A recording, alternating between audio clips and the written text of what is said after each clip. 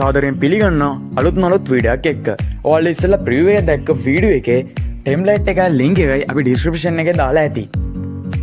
ඔයාලට මේ වගේ වීඩියෝ හදන්න දන්නේ නැති කට්ටියන්ටත් අපි වීඩියෝ එකක් කරලා දාලා තියෙනවා කලින් වීඩියෝස් වල. අපේ වීඩියෝ එකේ ලින්ක් එකකුත් දාලා තියෙනවා ඩිස්ක්‍රිප්ෂන් එකේ.